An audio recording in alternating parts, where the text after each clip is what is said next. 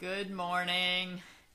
So we're not at our usual time. We're a little later than usual because I had an office meeting this morning and we got a lot accomplished, so that was great. Got to give out a lot of staff rewards this morning because they've been working their little patooties off, and I have a really, really good team for those of you who don't live locally and haven't gotten a chance to meet the people in my office. I just have to tell you that I love them. I think I have probably one of the best veterinary teams that you'll find anywhere. My staff just works really, really, really hard.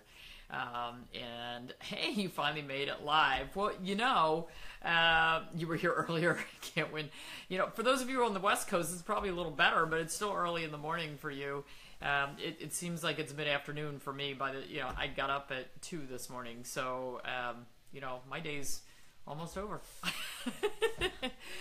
So one of the things that I have to say, so the voting on the music as far as whether or not we keep the barking in, it was split pretty much down the middle. But I do get that, sometimes when your dogs hear barking, for instance, this morning when we turned it on, George immediately started barking. Now in our house, I was thinking about it this morning, out of the 9 dogs, 4 have some hearing. 5 are completely deaf. So ours don't care that much. George happens to be one of the ones that can hear, and so that's why he barked at it. But I don't want it to make your dogs crazy. So I think what we're going to, thank you. I think what we're going to do is make a little less barking on the introduction. We'll have the barking right at the beginning, kind of calling everybody in. But by the time most of you are getting tuned in, because I always have to give it a minute to catch up, 11 p.m. in Malaysia. Well, thanks for staying up with us. I think we'll kind of taper off the barking, and then when we do the exit music at the end, we'll leave it without barking, so we'll kind of have both. I have a deaf one, so she didn't care. Keep it. I know, for those of us with deaf dogs, I kind of like the barking, but so I think what I'll do is I'll let a little barking stay in there to call you all to the computer, and then we'll taper it off so your dogs don't go completely crazy. And yesterday, when we finished, Pookie jumped out of my lap and tore my microphone in half.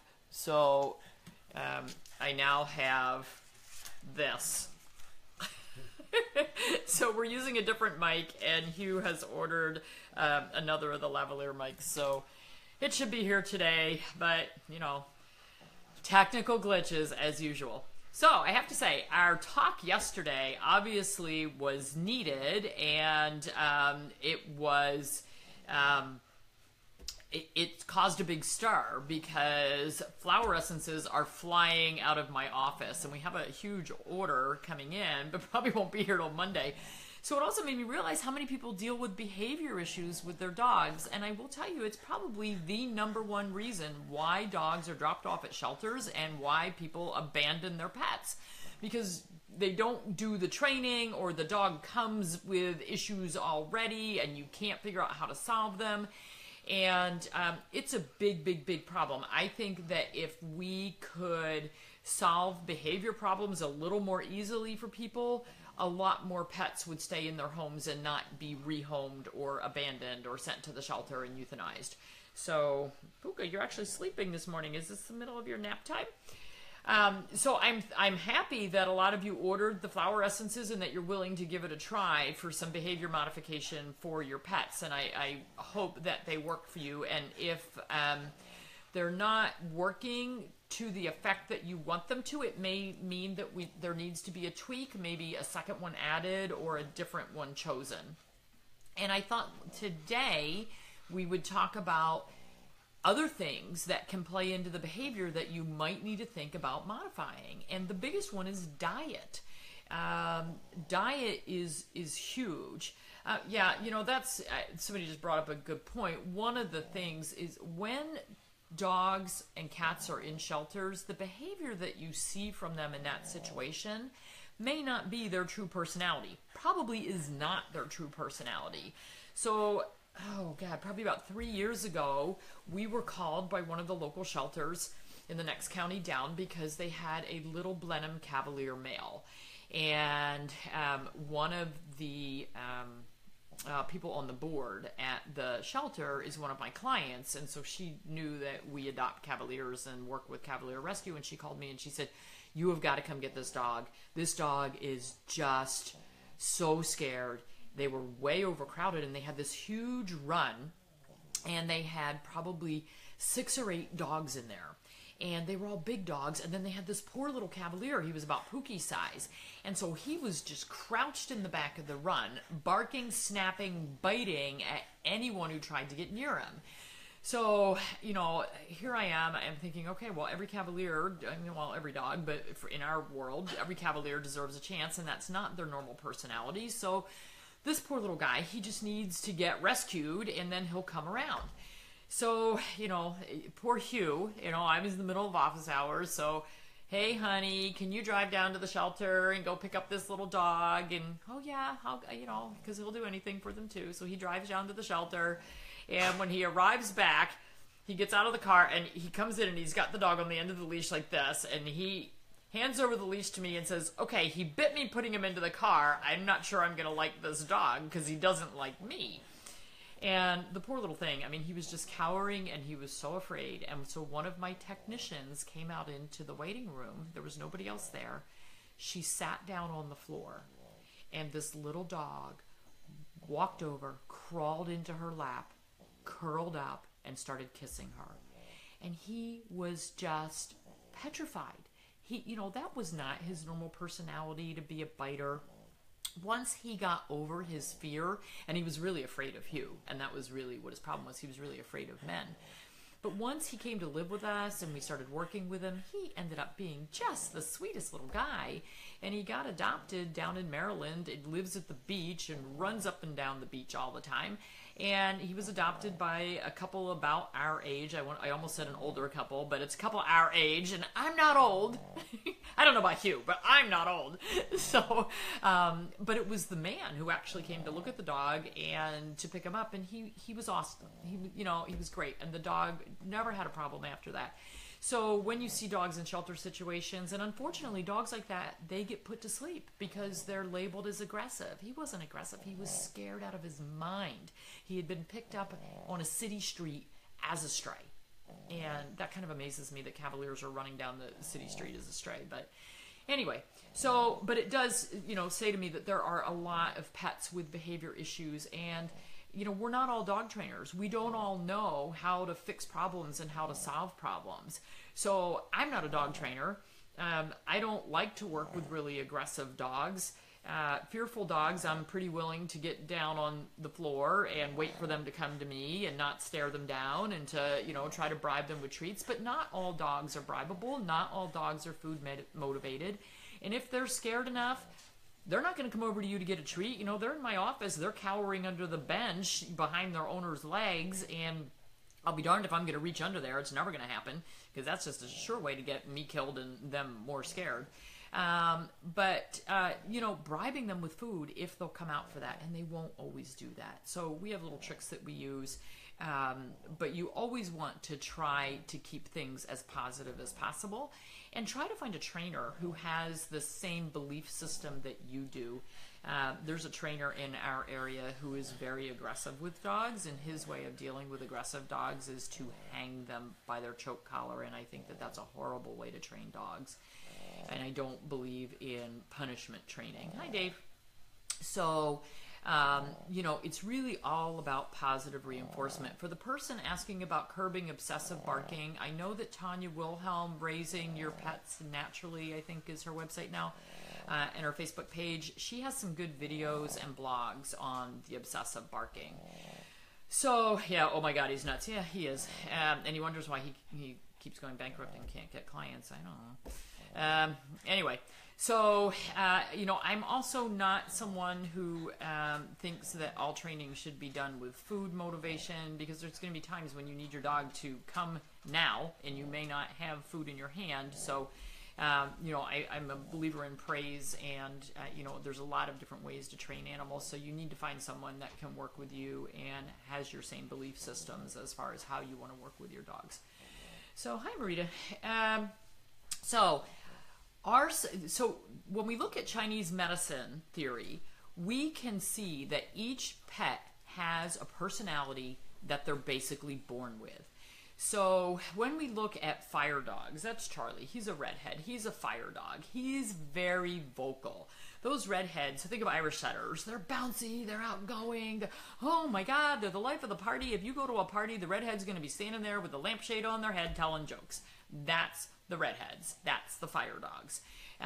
But they also can sometimes become, just overly pushy and then get a bit aggressive because they're so overly pushy.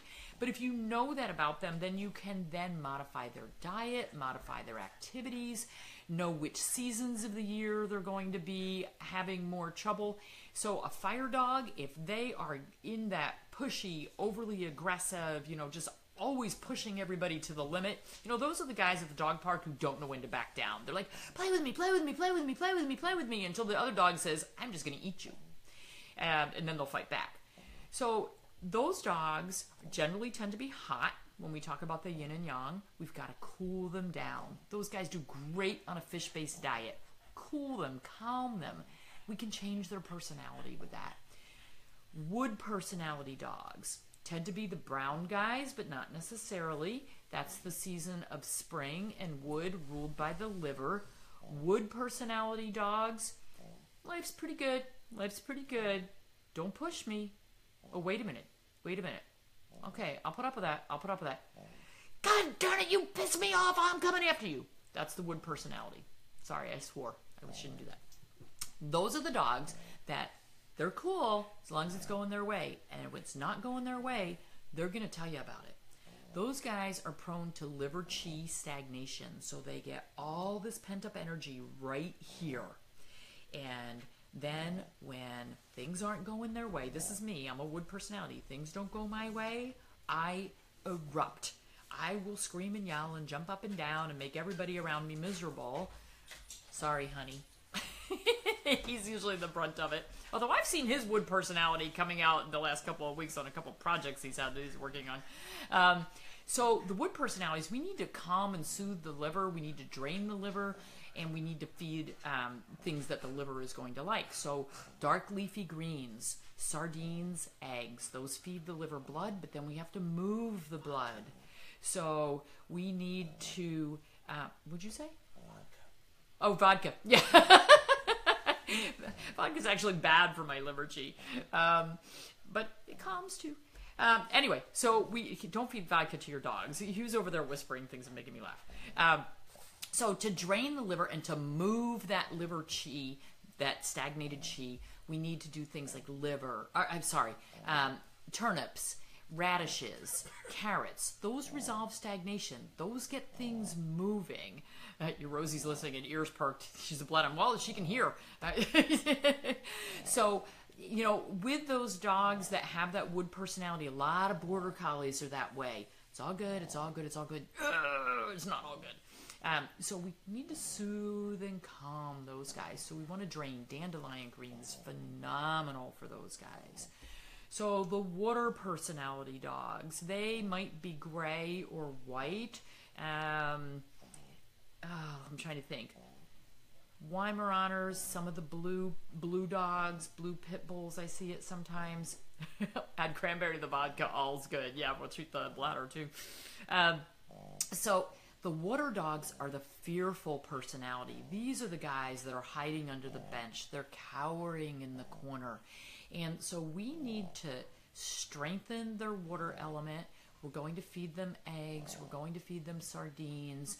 We're going to build their blood a little bit, make them a little more confident in themselves. So sardines and eggs and the greens can be good blood tonics for them. But we want to, those are the kids that need the ego builder, because they're literally born fearful. They're born with that personality. I have one of my technicians, Carly, she's my food guru, if you ever meet her. The water elements in people, they tend to be very weepy, so they cry easily. So Carly had made a mistake yesterday, which we caught and was not a big deal. But 2 hours later, we looked over at Carly and Christy said, "Carly, are you okay? Your eyes are watery." And Carly just burst into tears. And I said, "My God, Carly, what's wrong?" And she said, "I made a mistake and I'm so upset." Now, Carly had been walking around holding this in, chip on her shoulder, so upset with herself for 2 hours. And meanwhile, we're all just going about our day, doing our thing. But Carly's a water personality. She knows she's a water personality. Terry loved Carly. I know Carly is awesome.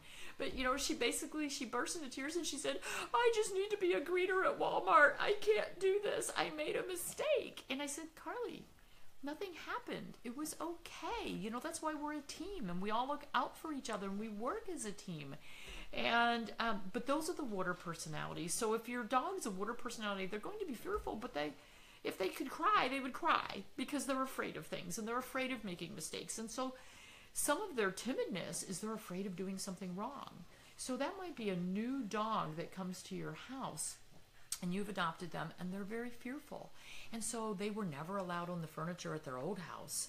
And at your house, you're like, "Oh, you can get on the furniture. It's okay." And they're like, I might get yelled at and I'm not going to do anything where I might get yelled at. So those guys, you have to bring them out of their shell and you have to, you know, really go slow and careful with those guys and just keep reinforcing. Those are the kids that, you know, if you have a trainer who does punishment training, those water dogs, you'll just send them back under the desk in the corner for the rest of their life. They'll never come out. Those are the kids who really need that positive reinforcement or you're never going to get anywhere with them. So metal personalities, those are the kids who they're kind of like, "I know what I'm doing. I'm the general. I'm in charge. Everybody just do what I say." Everything, and they want all their ducks in a row.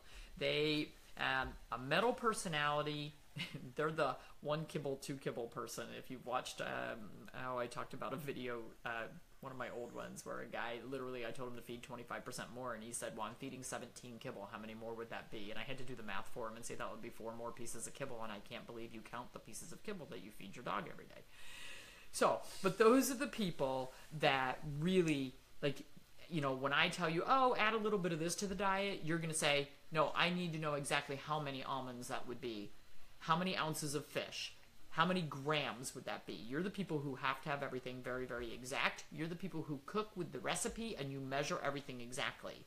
People like me, I'm like, "Oh, a little of this, a little of that." I never have a recipe in front of me. I just throw things together. I make Hugh a little bit crazy. He's learning to throw things together. But when we met and he took over the cooking, you know, he's like, "Where's the measuring spoons? Where's the measuring cup?" And I'm like, "What do you use those for?" So, but that's the metal personality, and we see that in dogs as well. Black colored dogs tend to, you know, so the black labs, you know, they kind of like to have, you know, they like routine, they like order, they don't like you to throw a monkey wrench into their routine. So, you know, if they're used to having you home all the time and then suddenly you get a job and you're out of the house 5 hours a day, they're probably not going to like that. They have to have their routine, and when you upset their apple cart, it kind of throws them for a loop. You're the same type of cook. Hey, I'm just happy I have a cook. You know what? He can do whatever he wants. I'll buy him all the measuring cups in the world. And so last we have the earth dogs and the earth people. So they tend to be yellow because earth is the season, the late summer season. So they tend to be yellow and they tend to be round, and earth loves everybody. They want peace in the world. So think about the chubby yellow Labradors that are just like, oh, how are you? I mean, they run up to everybody. They love everybody. We rarely have behavior problems with them. Those guys are just happy because they want everybody to love them and they want to love everybody else. And they get their feelings hurt when everybody doesn't love them. So, and Earth, my husband just said, what's wrong with measuring and using recipes? We'll have him talk to you. So the Earth dogs, they like things that are, and the same with Earth people, they like things that are a little sweet. So, and corn is actually something that feeds those, makes them very happy. So a lot of, you know, those dry kibble diets that I absolutely hate that are corn based, the Earth pets will really like them, and they get really fat on them because it just goes to their middle, and that's what corn tends to do. It goes to their middle, and it just makes them very warm and happy. So those guys, you know, sometimes we have to really watch their calories because they are going to tend to put the weight on a little bit easier. So that's the really happy person in your office that just, you know, really is wants to be everybody's friend. They like everybody. They never have a bad word to say about anybody. My mom's probably pretty earthy. She's not very round, but she just loves everybody and is happy all the time and smiley. And that's my Gucci. She's an earth dog. Yeah. So earth dogs we don't have too many problems with. So you can pick flower essences based on your dog's personality. You can change the diet based on the personality, and so that you're not feeding into the problems that they have. So, you know, if you have a dog who tends to be overly aggressive, let's drain some of that stagnation. Dogs with the thunderstorm anxiety, the loud noise anxiety, a lot of those kids tend to have a heart blood or heart yin deficiency. So if you look at them, their tongue might be pale and it might be dry. And so those guys need blood tonics. They need the egg yolks. They need the sardines. They need the dark leafy greens. We need to build them up a little bit. So tons of information in that. One of the things that we're going to talk about over the weekend, because I have, well, two things. I'll tell you what we're going to talk about both days, and I don't know which is going to be which. I'm a mean mom, no corn given, good for you. We need to talk about how to choose an interview for a new veterinarian if you're moving or you're not happy, because I have somebody who's been asking for that, and I promised I would do it. So we're going to talk about that one day, and then the other day we are going to talk about how to desensitize your dogs a little bit for travel. And if you need to travel with your dogs, whether it's short distance and they get nauseous, long distance, going to get on a plane, whatever. So those are my two topics for the weekend. So I'm not sure which is going to be which. Oh, did I wake you up? I'm sorry. Okay, so you get a little happy music without barking, I hope, so that your dogs don't get too crazy. And tomorrow morning we're at 9 because it's weekend edition with the Spaniels. And we'll see you then. Have a wonderful rest of your Friday. I've got a lot of writing to do. It's going to be a fun day.